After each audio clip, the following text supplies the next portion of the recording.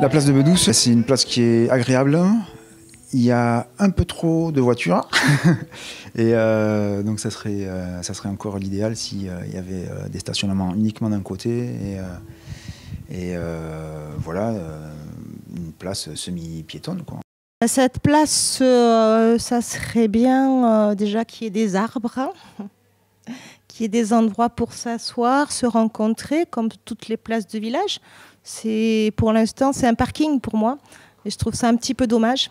Les gens ne font qu'y passer, quoi. J'aimerais bien qu'il y ait un endroit pour s'asseoir, être à l'ombre. Il nous manque un McDo, quelques restaurants, tout ça. Plus tard, j'aimerais bien garder une maison secondaire ici pour les vacances, parce que le cadre il est joli. Et puis je suis né ici depuis tout petit, donc je suis attaché quand même. Il manque de loisirs, des activités, genre du paintball, des karting, des trucs comme ça. J'ai pas trop envie de rester là, je préfère aller vers Pau, Laurent, tout ça. Il y a plus de choses à faire. Plus tard, je sais pas, je travaillerai pas ici, c'est tout. Pour faire plus de soirées ici, entre jeunes, une boîte de nuit ou comme ça, bon, même si même s'il n'y a pas grand monde ici pour voilà. Il y a à peu près, on va dire, les mêmes activités que l'on trouve dans la ville d'à côté au niveau associatif, que ce soit éducation musicale, culturelle.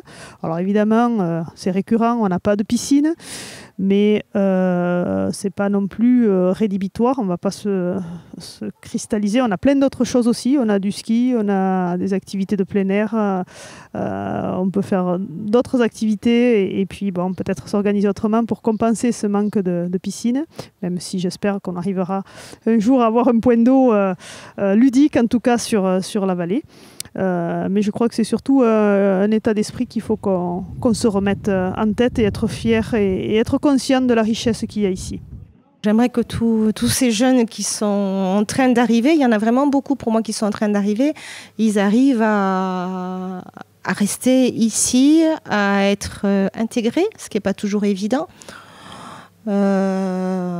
Et à mener à bien leurs projets. Il y a plein de belles idées et ça serait bien que les élus écoutent ces projets-là d'un peu plus près, qu'ils ne prennent pas ces gens pour les artistes pour des perlus, mais vraiment pour des personnes qui peuvent apporter un autre regard sur la vallée.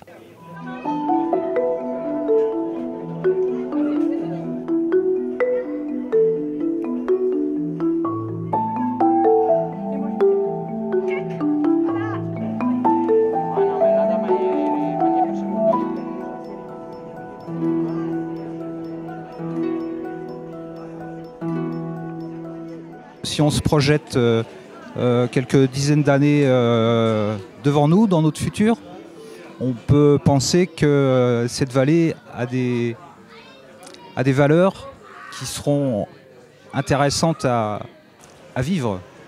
Je rêverais bien évidemment qu'il y ait plus de dynamique touristique alliée au pastoralisme comme ça se faisait avant. C'est-à-dire que quand j'étais jeune, les paysans étaient directement acteurs du tourisme local. Il est vrai que les habitudes touristiques ont changé aussi parce qu'avant les gens restaient 3 semaines, 1 mois sur place.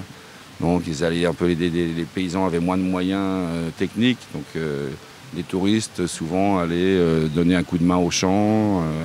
Ils allaient acheter leur lait à la ferme déjà, ce qui crée un contact avec le paysan. Et l'hiver aussi, pouvoir profiter des stations de ski espagnoles, pouvoir communiquer dessus, et offrir donc de l'hébergement pour les gens susceptibles de venir. On a un groupement d'associations qu'on est en train de créer pour essayer de dynamiser, de mettre un peu un pont entre toutes les associations de la vallée d'Aspe qui sont quand même du nombre de 70. Les projets porteurs, il faut, enfin, à mon idéo, mais il est clair que c'est forcément le tourisme, parce que bon, on passe à travers le tourisme. Ne pas tomber non plus dans un tout tourisme azimut, quoi, parce qu'il faut quand même vivre le reste de l'année.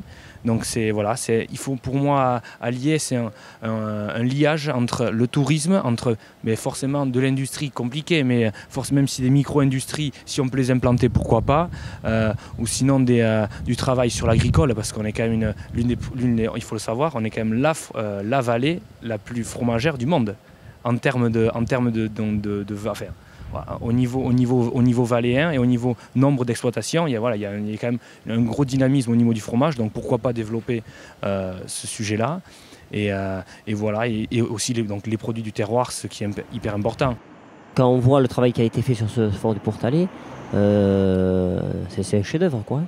Et c'est vrai qu'on développe petit à petit les visites sur ce fort. Presque tous les jours, il y a des visites. Et c'est vrai qu'il y a un projet de développement avec une passerelle depuis du fort du Pourtalais au chemin de la Mature pour essayer de faire arriver du monde. Et moi j'y crois. C'est des gens qui viennent, qui consomment sur le village, sur les villages, qui viennent chercher du fromage. Voilà, c'est des choses comme ça qui peuvent nous aider, quoi. Il y a un projet déjà d'ouverture du Somport de la station de ski à l'année. Ça développerait énormément le site et ça créerait, je crois, 7 emplois à l'année, enfin entre les emplois d'hiver et d'été, quoi. Moi, je me projette assez bien dans la vallée, dans le sens où, voilà, moi, je suis maman d'une petite fille. J'ai pu me dire que voilà, j'avais une petite fille et parce que j'ai des services aussi qu'on a sur un petit territoire qu'on ne trouve pas forcément dans d'autres régions parce que dans mon Berry natal, c'était pas aussi bien organisé. Voilà, à 3 km de chez moi, j'ai la crèche. Quand elle va grandir, j'ai le centre de loisirs, les écoles à proximité qui se maintiennent aussi. Donc voilà, c'est vrai que nous, on fait aussi beaucoup de rencontres de notre génération où les gens ont des enfants et on se projette de la même façon et on a envie de voir que justement d'apporter ce renouveau, pas forcément de nouvelles choses, la continuité en tout cas de la vie de la vallée par les générations qui arrivent aussi. On aimerait bien développer encore plus d'événements, mettre des ateliers en place un petit peu artistiques et puis de faire venir encore plus d'intervenants extérieurs pour ouvrir au maximum et pour plaire au maximum de personnes. Le culturel draine quand même du monde, quoi. On peut créer des choses en collectif ici, je pense. On donne un exemple aussi aux enfants qui auront connu ça et qui, même s'ils vont partir à un moment donné, peut-être qu'ils reviendront et auront l'élan pour continuer. Il faut voir, c'est ça. On ne sait pas, on verra. Je pense qu'une communauté, elle se tient et elle se soutient s'il y a quand même un petit peu de monde. Il va falloir aussi des étrangers, peut-être, qui vont devoir... qui voudront s'installer. Mais la vallée est attractive, très attractive. Pour l'instant, elle paraît peut-être un petit peu... mais pas forcément. Ça dépend du regard qu'on pose dessus. On est déconnecté de notre milieu, on est déconnecté de la nature, on est déconnecté de nous-mêmes un peu.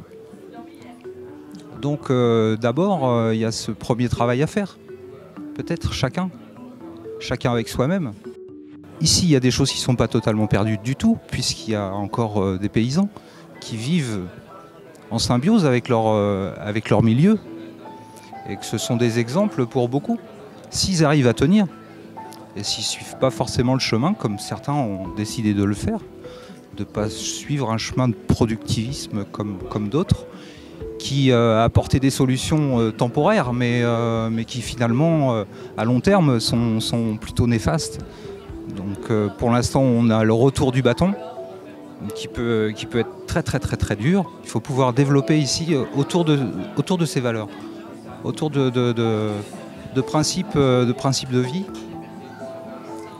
et de compréhension du milieu dans lequel on est.